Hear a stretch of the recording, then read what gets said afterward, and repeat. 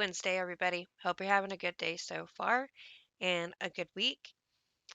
Um, this is going to be going up after 9 o'clock. It's going to be late, um, mostly because I pre record my Thursday episode and I did it first because I thought it was going to end up being shorter, but it wasn't. Regardless of that, check that out tomorrow. Anyway, I'm just going to dive right on in. We're going to read our daily promise, which is so that we may boldly say, The Lord is my helper, and I will not fear what man shall do unto me. Hebrews 13:6. That's such a good verse to be remembering right now with all the craziness stuff going on. Our Lord is mighty beyond imagining. His power and strength are above measure. None may stand against the weight of his arm, and he will protect us, his people, to everlasting. Having been made his children, we who believe live under his defense as long as there exist enemies to his throne. Rejoice in the fact of your salvation, for your redemption is to life eternal and unshakable. The darts of the enemy may be a deadly flame, yet they shall never pierce his people.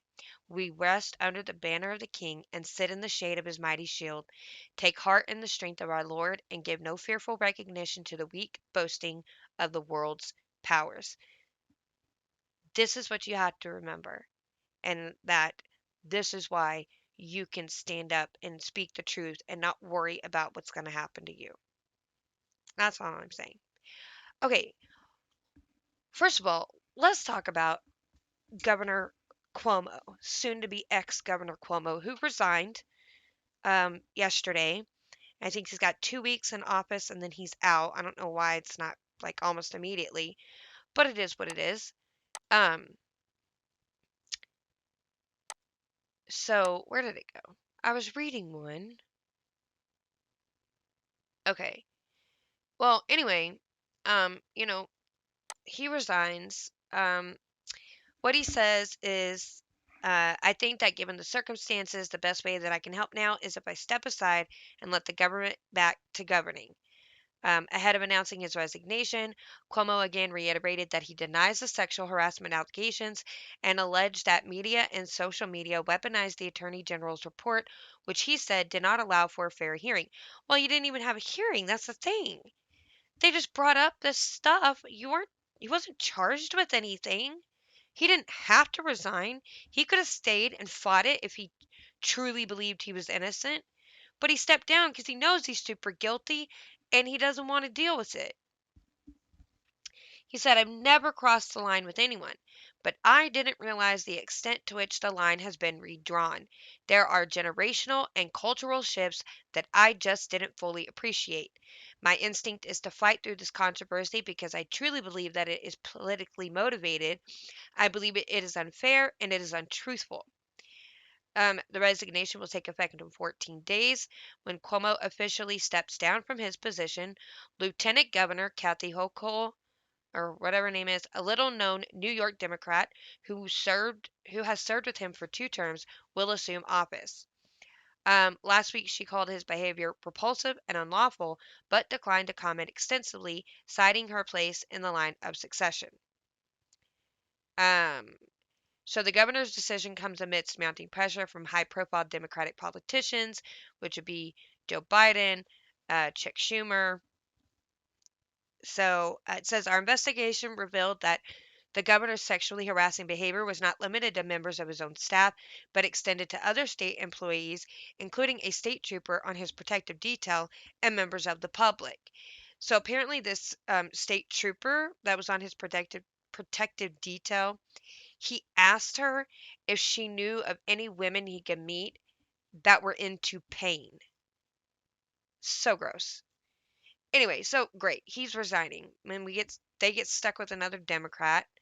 Um, but Janice Dean, um, she says God bless America after his resignation. So she's a news meteorologist and doubtless the most vociferous, is it vociferous?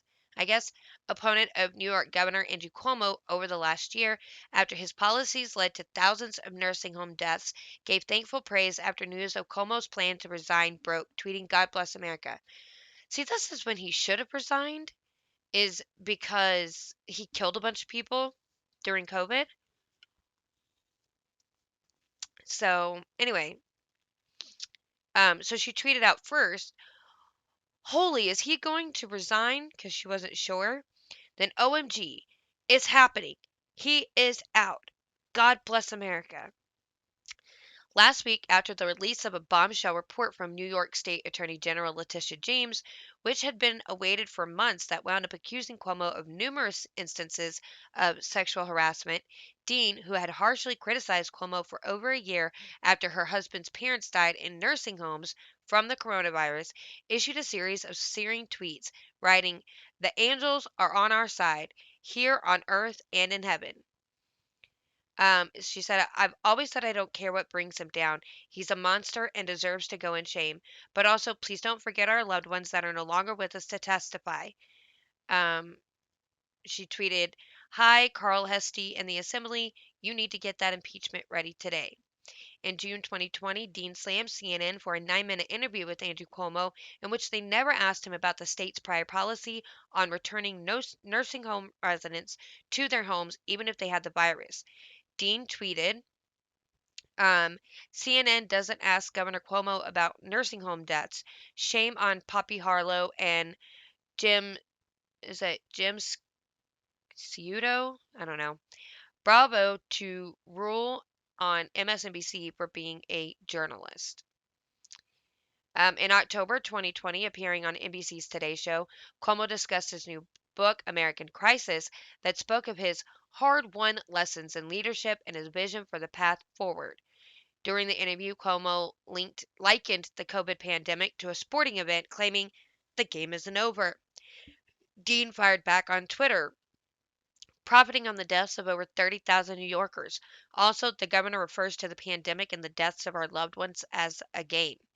In November, Cuomo stated, "The key is to be strong and secure enough to admit your mistakes and admit your shortcomings. Don't get defensive. Denying the mistake only assures repeating the mistake. We have made mistakes during COVID. I wrote a book on the lessons to be learned from the COVID crisis." Seeing Cuomo's new statement, Dean fired back, "This guy is a real piece of work." In December, speaking at a press conference, Cuomo claimed he was going to have a great holiday season, adding, "Santa's going to be very good to me. I can tell. I worked hard this year." Cuomo's blithe statement triggered a blunt reply from Dean as she fired back, "Worked hard to help kill seniors' jobs and New York State in general?" She then posted, "I was beyond flattered and a bit surprised when Chairman Langworthy brought up a possible run for governor someday. While I'm not afraid of Mr. Cuomo and would love the chance to challenge his deadly policies that helped kill thousands of seniors, for now I am grateful for my job at Fox News as their senior meteorologist." So good for her for speaking out. I'm so glad he's gone. I hate hearing him talk. I can't stand listening to his voice. And now we just need to get rid of his brother Chris Cuomo off of CNN and we won't have to listen to him ever again. That would be nice. Okay, so let's talk about Chicago. Because obviously there's always something going on with Chicago. Um, 47 people were shot in less than 24 hours in Chicago and 7 were killed. So this was just written 2 days ago. Um, so nearly 50 people were shot in just under 24 hours in Chicago in the city's latest streak of violence, a streak which has now lasted for more than a year. Duh. At least 7 people were killed, including one Chicago police officer who was gunned down in the line of duty on Saturday. A second Chicago police officer remains in critical condition from the same incident. The past weekend marks the worst weekend of Chicago violence so far this year. As the Daily Wire reported earlier on Monday, 29-year-old Ella French, a 3.5-year veteran of the force, died over the weekend after she was shot during a traffic stop. French is the first officer to be shot and killed in the line of duty since Chicago Mayor Lori Lightfoot took office in 2019, and the first female officer to be killed since 1988. The Chicago Tribune added that at least 47 people were shot in less than 24 hours in Chicago, 7 of them fatally, including a Chicago police officer who was killed by gunfire as she and her partner were making a traffic stop in the West Englewood neighborhood. The slain officer's partner was also wounded and remained hospitalized Sunday from his injuries. The other incidents included 2 mass shootings, both at separate clubs on the city's south side. 7 people were shot and killed in one mass shooting inside a lounge in the 1800 block of West 87th Street in the Gresham neighborhood around 2:05 a.m., the Tribune reported. A gunman, 24, shot a 37-year-old man twice in the neck and 3 times in the back after the two had a verbal altercation. In the Gresham neighborhood, 2 nightclub security guards and 3 bystanders were shot when a person who was denied entrance to the club produced a gun and fired shots before fleeing the scene around 12:45 a.m. In her statement, on Officer French's death, Lightfoot blamed guns and the violence they bring, even though the city's issues with illegal guns existed before the summer of 2020, when the city's issues with increased violence began. Today is an official day of mourning for the city, the mayor said on Twitter. We lost a young officer. I offer my condolences to her mother, brother, family, and friends. Please keep this officer, the officer in the hospital, and CBD in your prayers. Some say we don't do enough for the police. Others say we do too much. All of this must stop. We have a common enemy. It's guns and the violence they bring. She continued. 2 young people did what we asked of them, service over self, and one paid with her life. First of all, the guns don't bring the violence. It's the people. It's the lack of um, law enforcement. You're allowing people to just run around in a lawless city, and you're enforcing nothing. That's what brings the violence. If they didn't have guns, they'd find another way to kill people. I guarantee it. The Chicago police have assigned dozens of officers to a special unit tasked with rooting out illicit weapon pipelines, and uh, former Vice President Joe Biden, in pledging assistance to the struggling city, also suggested that the federal government could help Chicago stem the flow of illegal guns.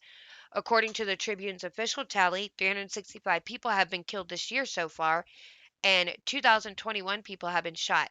Chicago's unofficial violence tracker suggests that more than 465 people have been killed this year and more than 2,200 have been shot. And we're only in the 8th month of the year. Congratulations, Mayor Beetlejuice. Your city sucks. Um, so, because of this shooting of this police officer, this death of this police officer, a top cop, speaks out. So Chicago Police Superintendent David Brown, that's my cousin's name. That's not my cousin. That's just my cousin's name. Anyway, David Brown is speaking out about anti cop rhetoric in the wake of a shooting that left one police officer dead and another in critical condition. Brown made the comments in a press conference announcing that 3 individuals have been arrested and charged in connection with the shooting: 2 brothers who were allegedly directly involved with the shooting, and a third person who is suspected of supplying the brothers with an illegal weapon.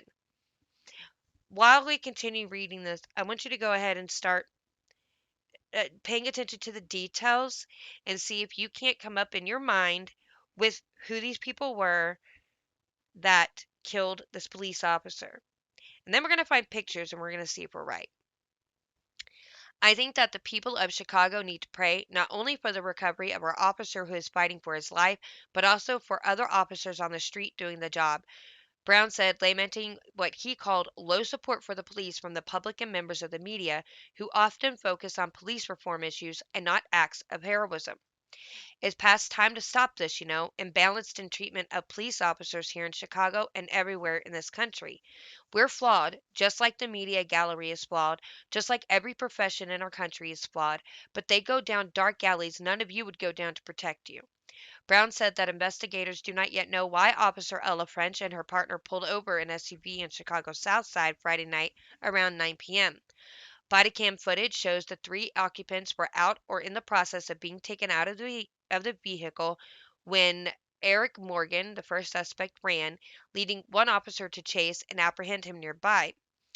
The second suspect, Amante Morgan, pulled away from French and and made a move back toward the inside of the vehicle. As the officers tried to apprehend him, he allegedly fired a gun, striking both officers. Morgan was wounded in the altercation. Both officers were also wounded. French died of her injuries at a nearby hospital. Her partner is still recovering, but his condition is reportedly improving. Imonte Morgan, 21, is charged with first-degree murder in Saturday's fatal shooting of 29-year-old officer Ella French, as well as the attempted murder and other charges. His brother, 22-year-old Eric Morgan, faces charges of aggravated unlawful use of a weapon by a felon, and obstruction of justice. Who would have thought that it was a felon possessing a firearm illegally? Federal prosecutors have also charged an Indiana man who allegedly told investigators he was in a relationship with one of the brothers with straw purchasing the gun that was ultimately used to kill French. The suspect gave the weapon to one of the Morgan brothers after buying it under false pretenses in Indiana. French was the first Chicago police officer killed in the line of duty since 2018 and the first female cop to lose her life on the job since the late 1990s. Chicago Mayor Beetlejuice has been largely silent on the incident since Monday after a group of officers standing watch over their colleague outside his hospital room turned their back on the mayor when she paid a visit to the recovering officer. Beetlejuice was given the cold shoulder by CPD rank and file about midnight Saturday at the University of Chicago Medical Center when she approached them on the 7th floor as they grappled with the shootings of two fellow officers. Just moments before about 30 officers turned their backs on the mayor, Beetlejuice tried to talk to the male officer's father, who himself is a retired Chicago police officer. He clearly wanted nothing to do with Beetlejuice, according to two sources who were there. The father excoriated the mayor and blamed her for what had happened. It's about time somebody freaking stands up and says something. Let me see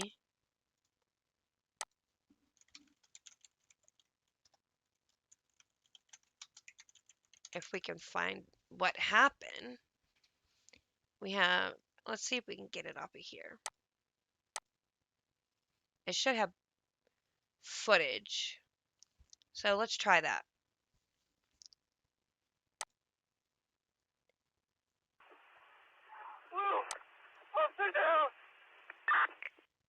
No, I don't want that. I want actual footage here. Had stopped a car on a public street, and so body cams were rolling. This morning, the I-Team has obtained a freeze frame from one of the police body cams.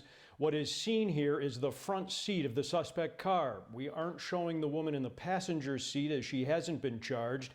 The driver seen here, Eric Morgan, according to prosecutors, has been charged with felony gun violations and obstruction of justice. And that is Officer Ella French with the flashlight shining through the driver's side window, according to a law enforcement official who provided us with this photo. Investigators now say French was killed by shots fired from the back seat, allegedly fired by Morgan's brother Imonte, who is now charged with first-degree murder.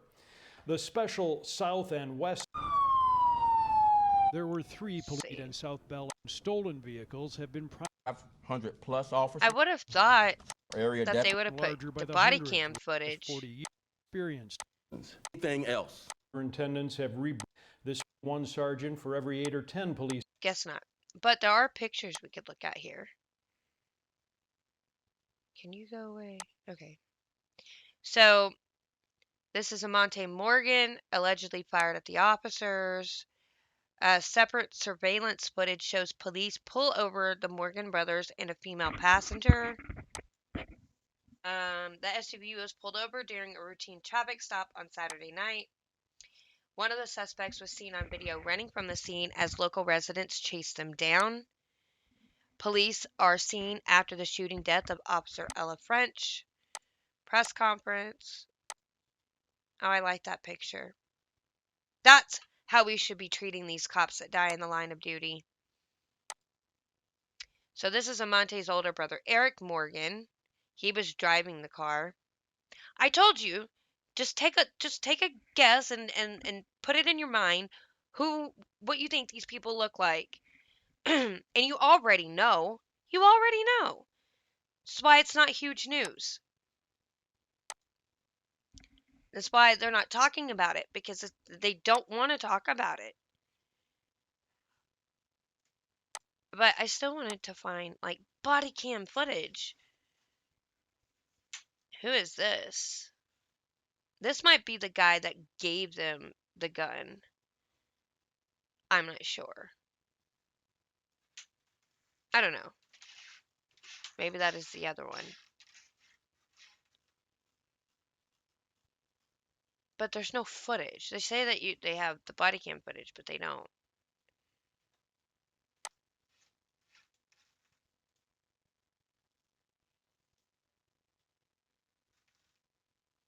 Okay, well, we may just have to wait and try to watch it at another time if we want to watch it.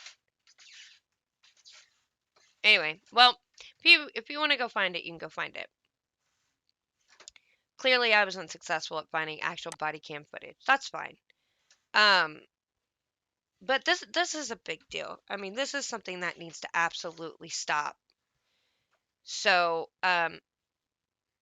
I feel bad for the people that live there and they're stuck and they can't get out and all the horrible stuff that goes on in that city. Mayor Mayor Beetlejuice is clearly incompetent and not capable of keeping people in her city safe. Period. Um, let's talk about this story real quick. It's a little less heavy. It could kind of, release some of the tension you're feeling over this death of this police officer. And also to her friends and family, my condolences. It's never easy to lose a loved one, especially in something as a senseless murder like this. There was no need. It was completely senseless. It was just flat out wicked and cruel to do that to somebody when there was just no need for it. And to the other officer who's recovering in the hospital, prayers for him and his family, because this kind of stuff is just senseless, ridiculous behavior and should never happen. And they need to get it under control. And it's not about guns, it's about enforcing laws properly.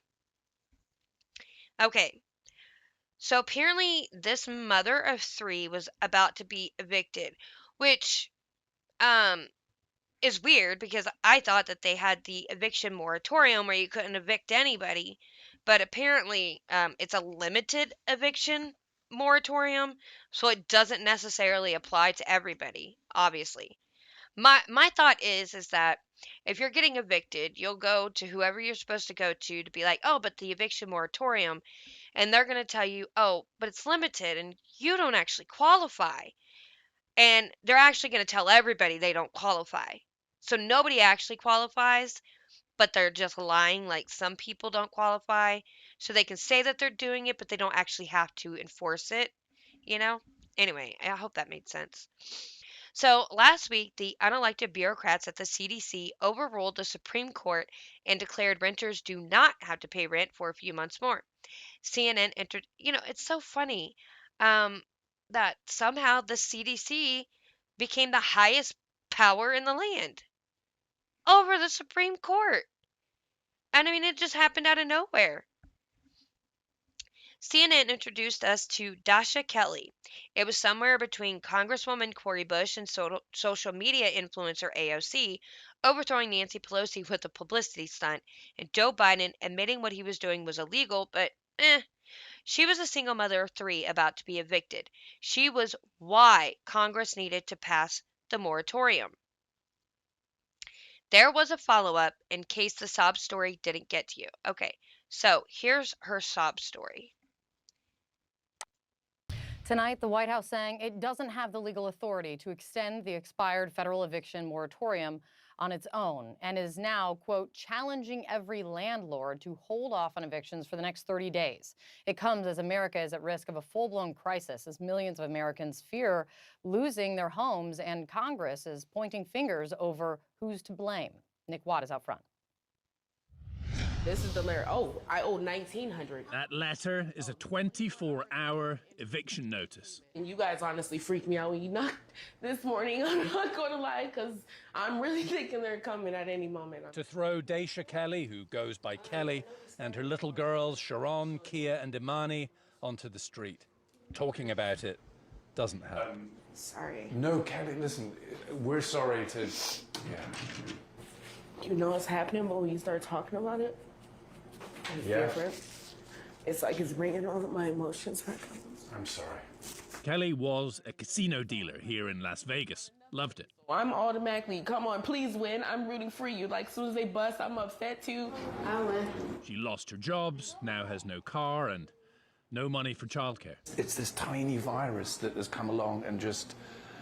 Taking everything. I just had to donate a few days ago. Kelly is now donating blood plasma, $100 a time, to buy groceries. So you are managing to eat okay? Yeah, or... exactly. Oh, yeah. They're eating okay. Yeah, that's called food stamps. Go apply. The bed. Roll out the floor.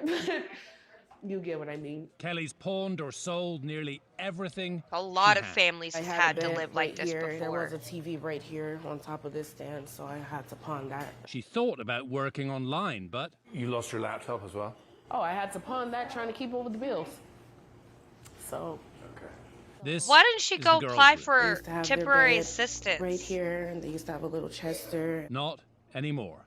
I'll sacrifice my couch. As you can see, it's a little beat up now, just so they don't have to lay on the floor because they're so tiny. 1, 2. More than 11 million Americans are reportedly behind on their rent. Congress approved $47 billion. I can't listen to this anymore.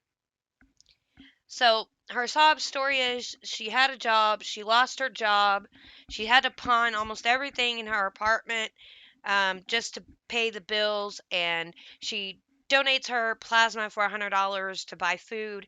But there's food stamps, there's temporary assistance for needy families to get money if you lose your job and you have a lot of kids. It's especially the fact that she has no car on top of that. She would absolutely get assistance through the government and even possibly housing through the government. So why she hasn't taken those steps, I don't know. I don't fall for those sob stories. It sucks, but you know what? A lot of people are struggling. It's not just her. Lots of people are struggling right now. So, like I said, there was a follow-up in case the sob story didn't get to you.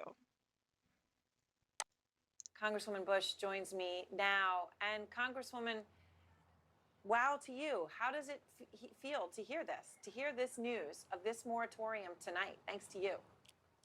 Thanks to you. I'm elated and I'm overwhelmed, because just the thought that so many people right now, millions of people, will not. Can we just say they're acting like this is so horrible that people could possibly be evicted because they can't pay their bills, while they simultaneously demand that the people that hold the mortgages on these rental properties have to pay the bank, and they don't have a choice. They're not getting help. They're not getting moratoriums. And the only way you can pay a mortgage on rental properties is if you're collecting rent from your renters. So y'all can live here for free, but you better make sure you're still paying the bank, because we're not going to put up with that. We're not going to go without money, but you can go without money. It's so illogical. I don't know what they've got going on in their brain to think that this somehow is going to help, other than the fact that I said their full intention is to keep the people from being able to pay their mortgages so the bank can foreclose on it so you can no longer own property. They've always said at the World Economic Forum, talked about it, you will own nothing and you will be happy. They are trying to take away your property rights. And to do that first, they got to first take away your property that you own. This is exactly what they're doing. So I don't care about about an update, but let's just see a little bit more of it. Be forced out on the streets. Community is what Hard for you, and I know what. And then to hear that a congressperson, my story reached you, this is just amazing. I'm so thankful for that there's people like you out there. I'm so thankful for it. Thank you so much. I'm sorry. Kelly, you and your Apologizing, family excuse me. No, you and your family deserve representatives that care about you. Our country deserves to have representatives that represent. And so this is the least that we can do for you, is to step up and make sure that you get to stay in the safety and the comfort of your home while we work on other things to help make sure that your life and the lives of your children are better. This Vomit. is our work. Out to pet you. I think when you were a little. Recent decision is likely to face obstacles. Bulk of the constitutional scholarship says that it's not likely to pass constitutional muster. Of course, because it's illegal. Number one. So Congresswoman Bush, what Assistance, this had to Okay. meet you. So much. Oh my God. You and your family are worth it. You and your family are worth it. You're worth it. You are worth having your needs met. You know, everybody is worth having their needs met, but you can't do it for everybody. You can't just do that. I understand that what happened in the lockdowns caused people to lose their jobs. But you know what? There are people hiring now. Go get a job, figure it out. You can't just sit there and make the government just completely take care of you. That tells me that you have no motivation to get out there and make a living for your kids. You've got 3 kids and you're just waiting for the government to do it for you instead of stepping up and saying, I got to make sure that my kids have what they need and I'm going to do whatever it takes. That's a lazy mother right there. And y'all can you can say whatever you want about me. That's lazy. And not just as a mother, but as a person in general. And not going to work. Look, people don't like going to work. I get it. Sometimes I don't want to go. But you know what? I have responsibilities. There's things that I got to do. And I can't just not go and say, "Oh, I'm just going to let the government handle it. I don't want to do it anymore." That's lazy.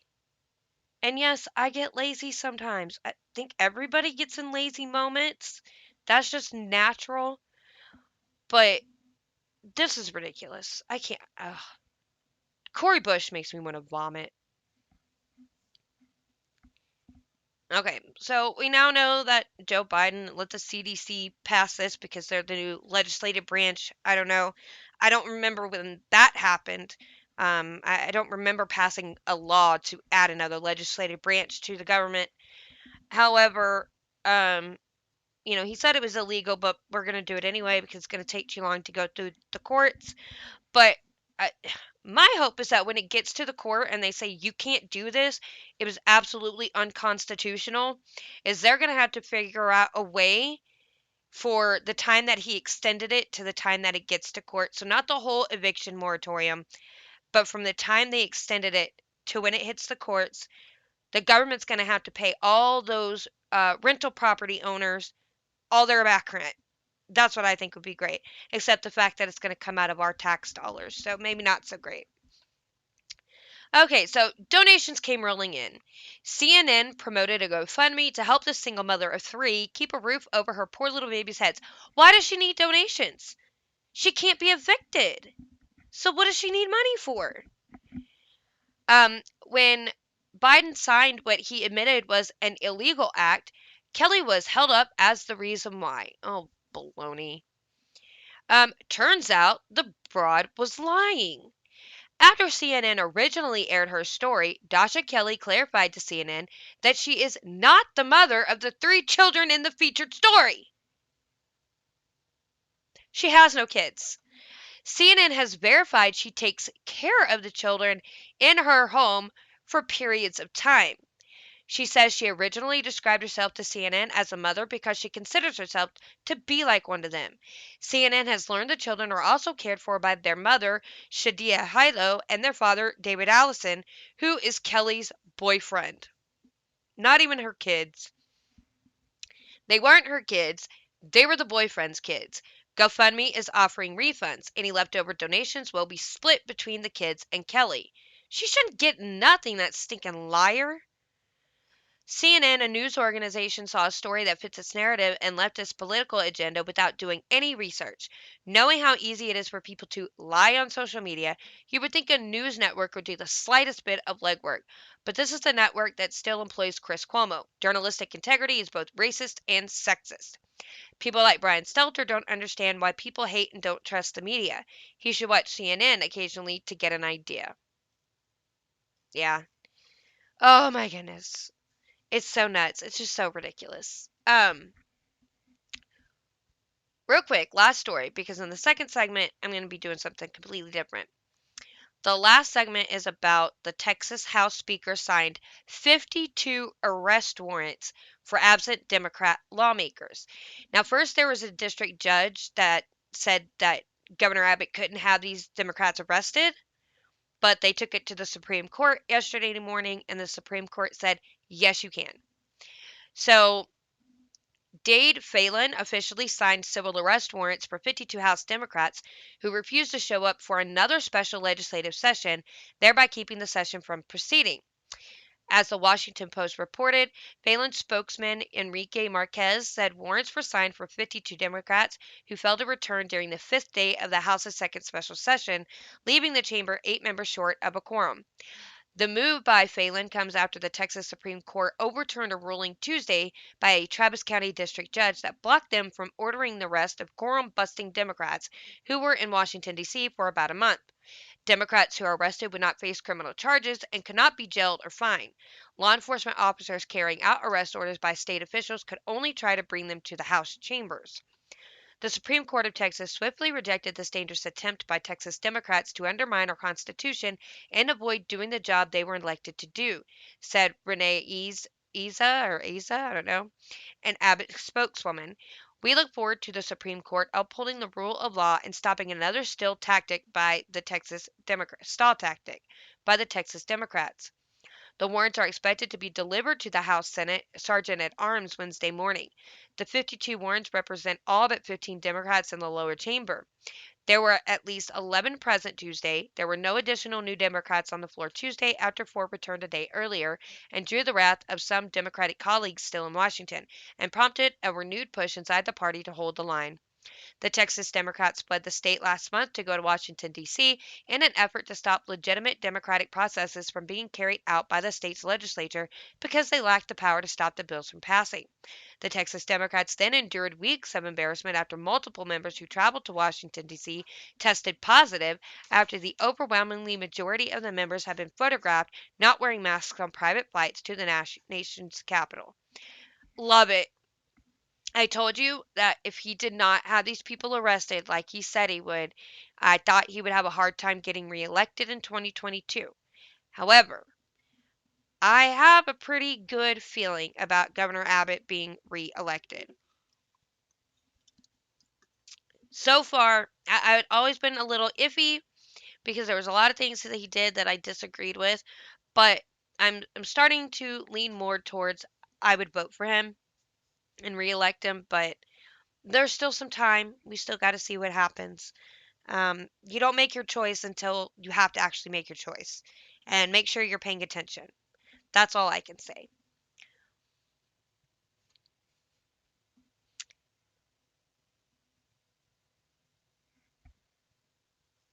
Okay, so this last half of the show, I wanted to take a look at. There was something that I heard. It was Mike Lindell was playing some video, and it was on Rumble. And this video that he played was this guy talking about how to divide and conquer a country basically, and whoever holds this holds that, so whoever has the money holds the power type of thing, and they own the world. It was a lot of interesting stuff. um, so I wanted to talk a little bit about that, and there's this article here from ntd.com, how the Marxist agenda is taking over America today, by Curtis Bowers. And I just wanted to take a look at it and see what it says. There's a couple other things that I have to read that talk about how you divide and destroy a country so you can take over it. So, a decade ago, Curtis Bowers made the documentary Agenda Grinding America Down, and he detailed a communist agenda to corrupt American institutions. So, from education to Hollywood to media, and to subvert America and its values from within. Absolutely already happening, big time. So, the main strategy was to divide and conquer, to turn Americans against each other. So, this is just some of the stuff that they talked about. I'm not going to read the whole transcript, but this is just some of it. So, um, he said it's been 10 years since you made this documentary. So, what are you seeing happening today? So he says, I'm seeing that it's continuing on, but even in a much more purposeful, open way than it has in the past. For many years, it's been more of a behind the scenes, subtle thing in the background, but now it's on our streets, and it's amazing that it's gone in that direction so quickly. So he said a big premise of this film, it's a Jekalek, I think is how you say the last name of the interviewer. Something that's explored is that there's this agenda from years back of transforming America into a more socialist and ultimately communist country.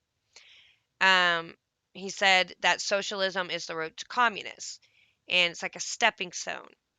So he said, you describe in the agenda film a meeting that you decided to attend that piqued your interest in the topic. I think it was back in 1992. Tell me a little bit about what it was like to go to that meeting and what you learned. So he said that he knew he couldn't go to the meeting. He said they'll know who I am. So would you go and just hear what they're having to say? People need to remember that in 1989 the Berlin Wall had come down, and then in December of 91 the Soviet Union had dissolved. Now this is 6 months later, the summer of 92. And the Communist Party USA was having a meeting to break off a new group. So I went to the meeting as a favor to somebody. The first shock was immediate. When I walked into the room, I thought it was going to be college radicals. So I bought a t shirt that said something about a revolution. I thought that's what it would be about. Walking into the auditorium, it was about 1,400 people or so, all 50, 60, and 70 years old with briefcases and suits on, and I was one of the few younger people there. That was a wake up call that this might be a little more serious than it appears on the surface, and so that was the first big shock with that. So he said that he was a conservative and he was raised that way. His parents taught him how things worked, but he just kept saying, is this thing for real? He'd bought into the lie too. Not the lie, but the deception. So Ronald Reagan won the Cold War, which he did, and he did some other wonderful things, but as if that meant communism is done, it's over, and I kind of bought into that. Um, he said he could still picture this old guy out there talking about, um, the free enterprise system, and it's hard to appreciate and comprehend it. He said the guy was just pounding the pulpit and sweating. It's the most evil system that has ever been devised. So I left thinking these people are from another planet. They don't have a clue. There's no way they will succeed with their plans. Um, he said that he had 16 years of getting married and having children and doing business things because it's such a wonderful country to do them in. I had just been enjoying America. Then in 2008, I'm a state representative in Idaho. All of a sudden, legislation was coming across my desk. That's the thing that first brought me back the memory of that meeting. Um, so there was a bill that came across his desk about the environment, but it destroys my business. So why would you vote against this? And he started to look at it more. That's when he thought, wait a minute, that's what they had said back in 92 as the way they were going to take down the free enterprise system. They said they were going to get behind the environmental movement and use it to create so much regulation and red tape that it would be hard for a business to survive. So when that was said, it was hard to even understand because the environmental movement was the people chaining themselves to trees in Oregon. So by 2008, the film Inconvenient Truth had just come out. It was the biggest movement in the entire world. That's what made me revisit what they had said and then really dig into the communist movement at a much more serious level. So he mentions in the film a book called The Naked Communist, which was written quite a bit earlier, and it describes a specific agenda transforming society into the communist image. So he said, maybe we can map them into what we're seeing across America today. So he said, He's got a list right here. Goal 17. All the surveys show 70+% of young people want socialism. One of the polls even had 30% of young people saying they wanted communism. Obviously, they don't know what either one of those things is. They've been brainwashed to think that they're good. So, Goal 17, they were goals gathered by FBI agents in the 40s and 50s and then put together into the Naked Communists. Goal 17 that they were talking about in their meetings was to get control of the schools, use the mass transmission belts for socialism, and soften the curriculum. We're going to use them as transmission belts for socialism to teach socialist ideas and philosophies and make them sound like they're just and right and true and be focused on that. That's so vital for so many reasons. One is the hand that rocks the cradle rules the world. We all know that saying, but it's a true statement. Every two-bit dictator in history has known that you have to get the children. This agenda has been primarily focused on influencing the culture so that they could influence the children and take over education so they could control the future. Because if you teach 70% of young people to love socialism when they go up, we are going to have socialism. So he said that we're seeing a lot of this on campuses and the university. So, how is this connected? He said you can call it political correctness, which is just cultural Marxism. It was the Frankfurt School, which was a Marxist group that came up with that whole idea of making certain things off limits. You can't talk about that. It's hateful or it's this or that. So the young people have never heard the other side. If the young people can meet with your parents that grew up in Poland and have them say, this is what it was like for us, if those types of things could happen, then the lies disappear very quickly. That's why they had to have political correctness. That's why they have rules of what can be said and not be said on college campuses. Because you're not going to buy the lie once you hear the truth. If it's presented side by side. That's been a key strategy to do away with the freedom of speech. So the Frankfurt School is a group of intellectuals that were brought to America back in the 30s because of the war turning up in Europe. They were Marxists and communists. John Dewey, who's the father of modern public education, I believe that even is where we get the Dewey Decimal System, is the one that brought them over to America and dropped them down at a lot of our top universities. Don't quote me on what I just said, but I think that's true. Willie Munzenberg was one of the leaders, outlined their goals. So he basically said, we're going to make the West so corrupt it stinks. We're going to rot them from within, and we're going to teach immorality to the young people. We're going to try to push pornography, and we're going to try to increase alcoholism. They had a lot of goals and things. So this happened in the 1930s, right? But it could have happened earlier, which is maybe why they instituted prohibition to increase alcoholism. Who knows? They came over and they were put in a lot of top schools. Their goal was to capture media and education and then to change the culture through capturing those institutions. In the movie, one of the slogans they came up with is make love, not war. It's really about subtly breaking down traditions, breaking down the way we've always done things, and then setting the stage to present something new to the young people. They have done so much damage in Hollywood and in the educational system. That's why they both changed so much. So it was a sobering 50 years after that talking to him. He said, a lot of the propaganda I'm hearing in America right now sounds exactly what Castro was doing back then. Back when we all thought, this sounds good. It's about justice and equality and being fair and being for the people. It's just the same deception over and over again. We knew it was really bad one night when we were watching the television station and we saw our uncle go before a firing squad on the evening news. This is a guy talking about what happened in Cuba. That was when we realized something's changing. Because when they first came to power, communists sometimes don't get drastic immediately. They slowly make sure they have control of everything and keep talking propaganda. Then they crack down.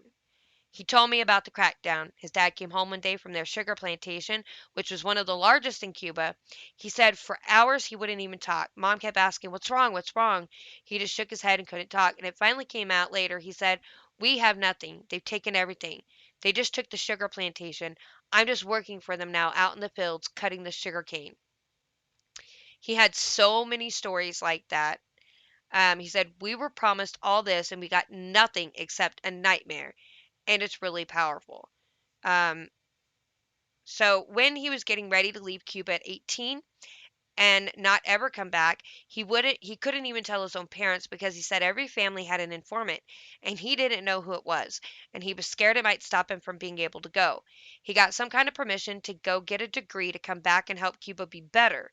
He knew that he was not coming back and he never did, but he couldn't tell his own parents. That's a system of fear. So communism and socialism leads to that. The reason people don't understand why it leads to that, and it has to lead to that, is that socialism doesn't work.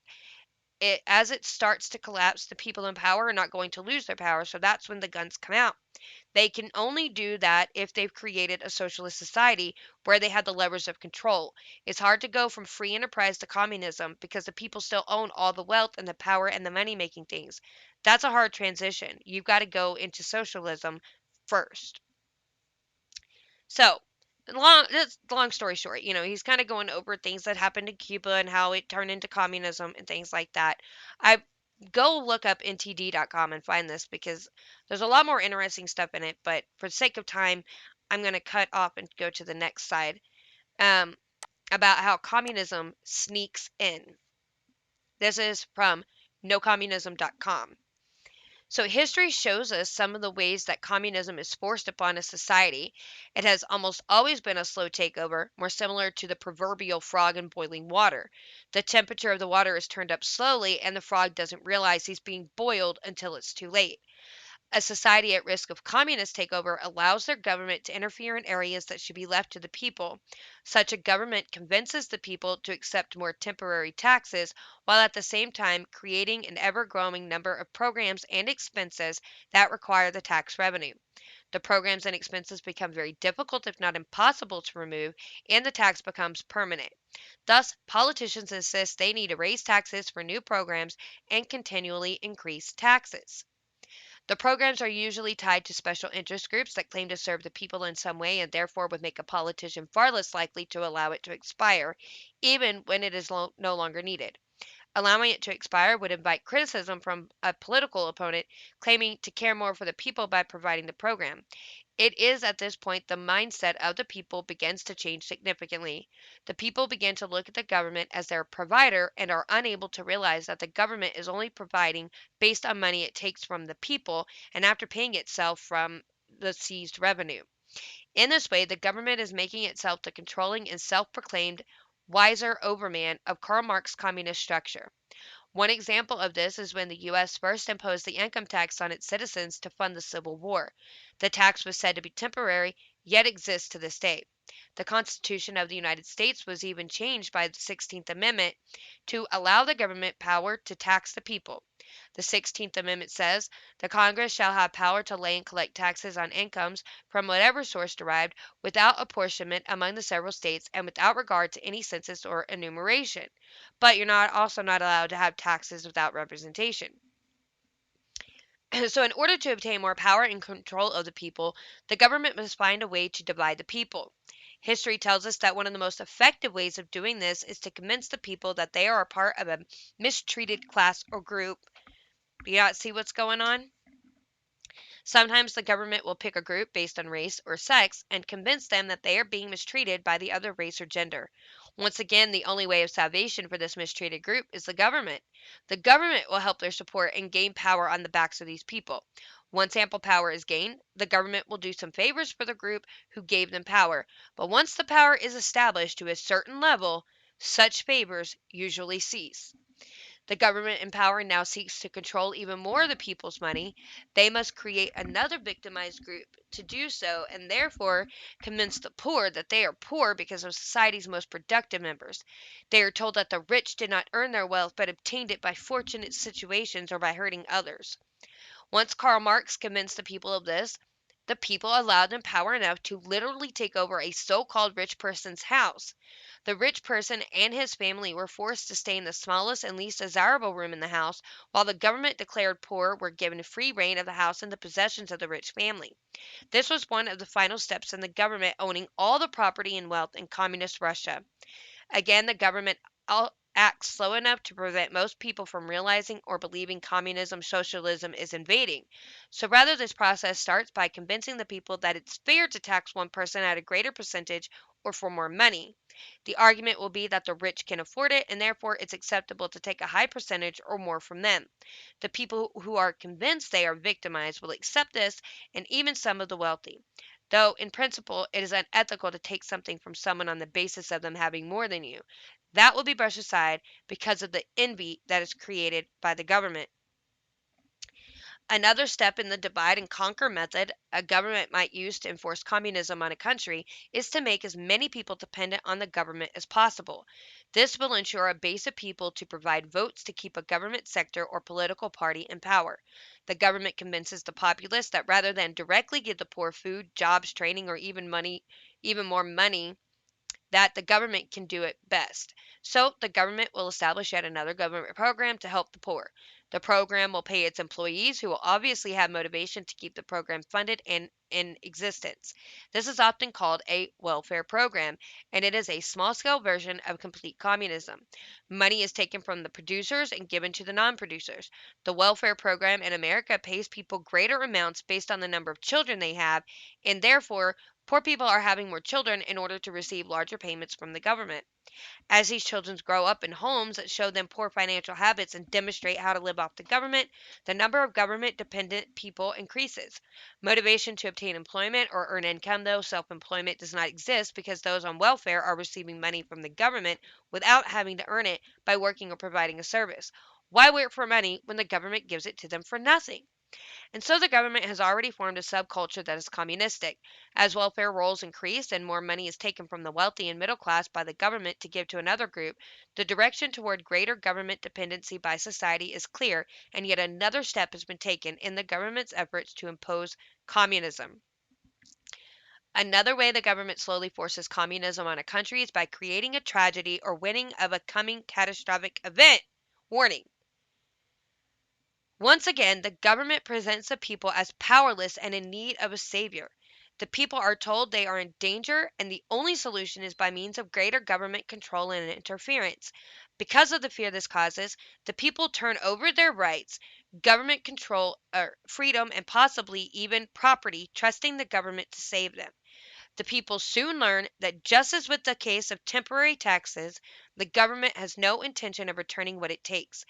If the predicted tragedy is shown to be fake or eliminated, the government is likely to convince the people that it should retain the power it took just in case the tragedy comes back. And once again, the government has taken another step in a multifaceted effort to impose communist control. By the time people realize that the government has too much power, they must act before it is too late. Because the government or political party who wants to impose communism will continually seek more power and expand itself infinitely. It will invent new ways to tax citizens and remove their power over their own lives. The people must never give the government the benefit of the doubt, but should always look on government growth with a skeptical and cautious eye. A government big enough to give you everything you want is strong enough to take everything you have. Thomas Jefferson. That last section that I just read about a catastrophic event, that's your pandemic. That's what's happening here. And people were so afraid from the propaganda that they freely handed over their rights. They shut down their business. They became hermits and stayed in their homes. They put a cloth mask over their face and refused to just go outside and breathe some fresh air. This is definitely everything that this said, that the steps they take to get to communism, that's already happening. And it happened in like 2 years. It just all started kind of rolling together in about, okay, so maybe Obama's first or second term, but it really took off in the last 2 years when the pandemic hit and everything started just rolling forward. And it's a very fast change towards communism. And if we're not careful, that's exactly where we're going to end up. There was this other one, how to use the divide and conquer strategy. So it talks about Julius Caesar and Machiavelli, Napoleon and King Louis the, is that the 11th? I don't remember if you add when it goes to that side or if you subtract. I think that's add. So I think it's the 11th of France have in common. So they all use the divide and conquer strategy at some point. You will learn what the divide and conquer strategy is and how to use it. Um,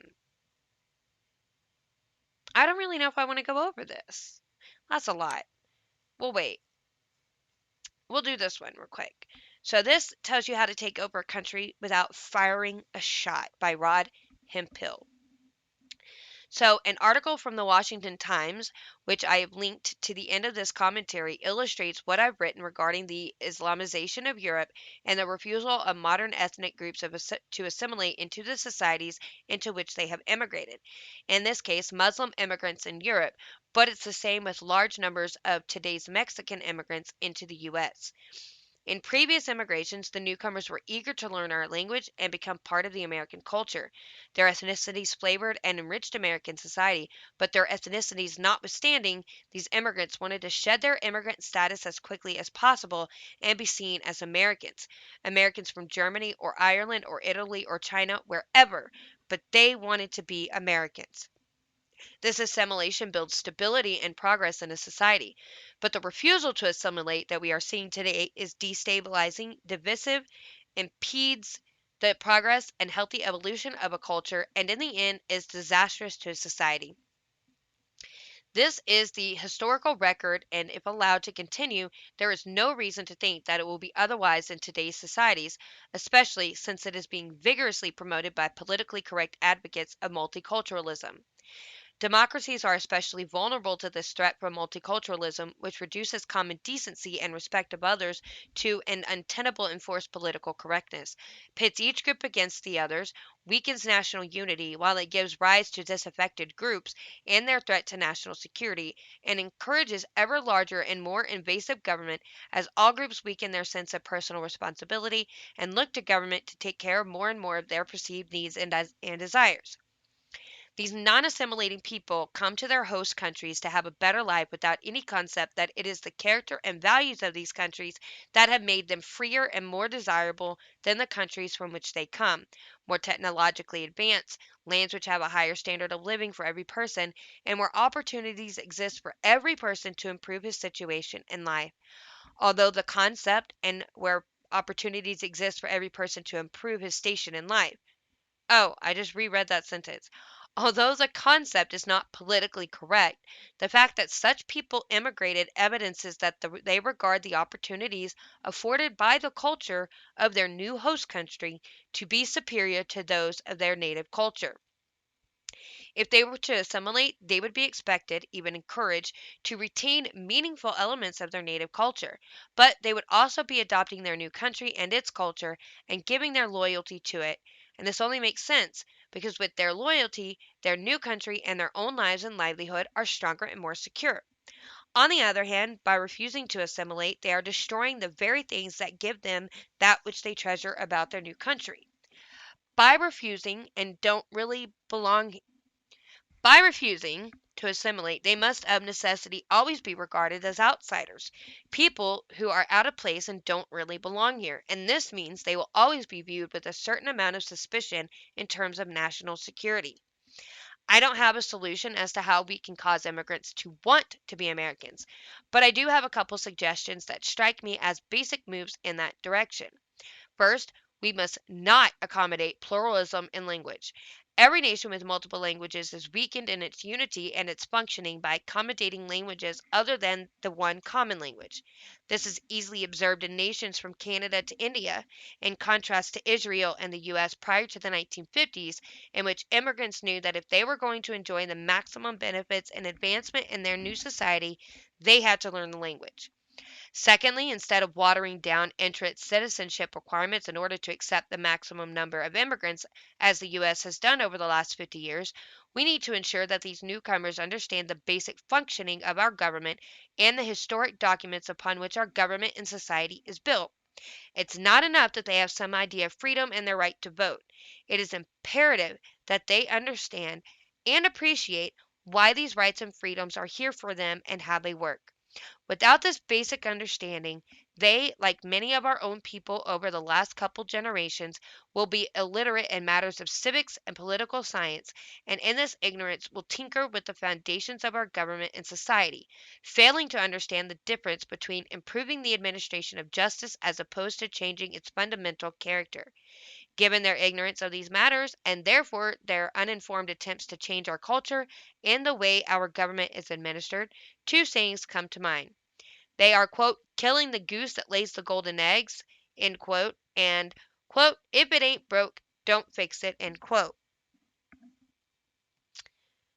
Um, that's a pretty good. I mean, that's pretty good. Yeah, that is a big problem is that people immigrating here used to assimilate. Now, like it said, they retained some bits of their own culture, but they became true Americans. And you just don't have that anymore. You have Hispanic people coming here and doing the things that they do in their other countries that they come from and not really assimilating and doing things the way America intended for things to be done in our country. They don't learn the language. Um, Most of the time at work, I have a hard time communicating with the girls that I work with because their first language is Spanish and they don't speak the best English and I don't speak Spanish. But I pick up little things here and there over the years that I've worked with them, but we have a hard time communicating with each other. I have one woman that I use as a translator, and I'll be like, hey, can you tell her this? And she'll translate it, and then she'll tell me what she says back in English. Shouldn't have to do that. I should be able to communicate in English with my employees, but because they've stopped making or encouraging people to learn the language so they can be included, it's like we just have a bunch of different countries all in the same area of the map. You have Mexican countries, you have, European countries, which would be people that speak English, you have African countries, you have Middle Eastern countries, you have Asian countries, and we're all just kind of in our own little countries, all up in this map here, because we all just keep our own cultures and nobody assimilates when they immigrate. And that is very damaging to the society. I want to do more research into this and exactly, the divide and conquer. I want to talk about that on another episode. Probably do that sometime next week. I think it's very interesting to just open up people's eyes and show them this is how this process works, and then look at the parallels of what our government's doing, and they just flow so well together, showing you proof that this is what our government's doing, and you need to be aware of that and try to stop it. Anyway, I'm going to leave this episode here.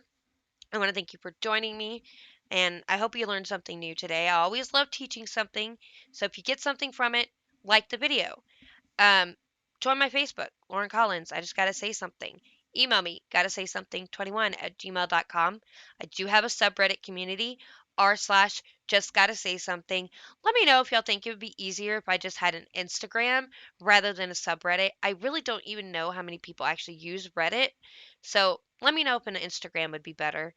And also, if you are a blind viewer, you can find me on Anchor, Spotify, Pandora, Stitcher, Google Podcasts, whatever your favorite platform for podcasts is. You can go subscribe to the podcast, leave a review, and if you're watching on YouTube, please don't forget to like and share the video around with all of your friends and family so they can learn something new. And also, please subscribe to the channel. It really means a lot to me. And click the notification bell so you know every time I upload a new video. And as always, do not forget to subscribe to the Scott Ford Show, the Isaac Hayes, the Cajun Conservative, and his Christian podcast, Brothers Just Searching, TV's Rob is Unwoke, and Nate Savage at Savage 5050. Great podcast. Absolutely enjoy them. Looking forward to when all of the Avengers can finally get together on one show. Think we're working on setting that up, so that's going to be a lot of fun. Anyway, I hope you have a good rest of your day, and I will see you back tomorrow. Have a good day, and God bless.